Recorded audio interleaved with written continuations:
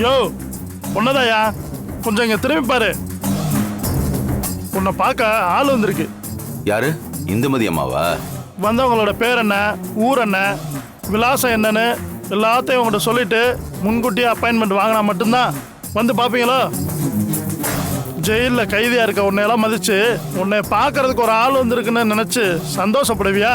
அதை விட்டுட்டு பெரிய மாதிரி கேள்வி மேலே கேள்வி கேட்டுக்கிட்டு இருக்க. முதல்ல வெளியில் வந்து பாரியா.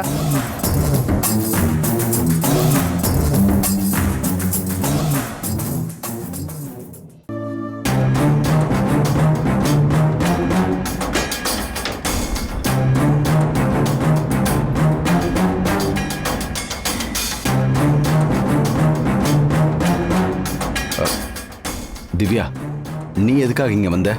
நான் உங்களை பார்க்க தான் வந்திருக்கேன்.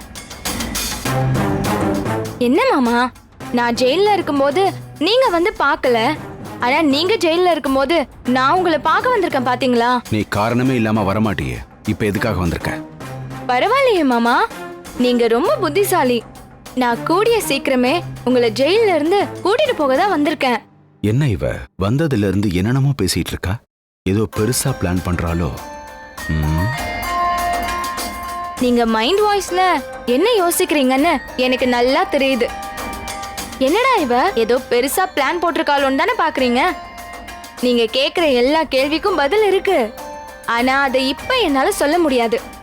நான் இந்த கேஸ மறுபடியும் ரீஓபன் பண்ண போறேன்.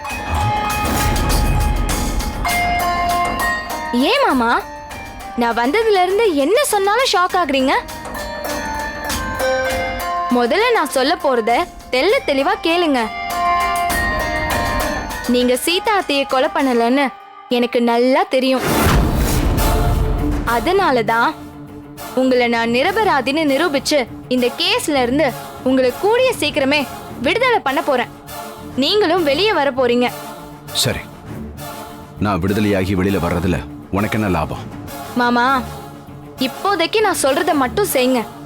அதுக்கப்புறம் நடக்கிறதெல்லாம் உங்களுக்கே புரியும். நான் இப்போ உங்களை முக்கியமா வெளியே எடுக்கிறதுக்கு காரணமே நீங்க எனக்கு ஒரு ஹெல்ப் பண்ணணும்னு தான். முதல்ல என்னன்னு சொல்லு, அதுக்கப்புறமா ஹெல்ப் பண்ணலாமா வேணாமான்னு யோசிக்கிறேன்.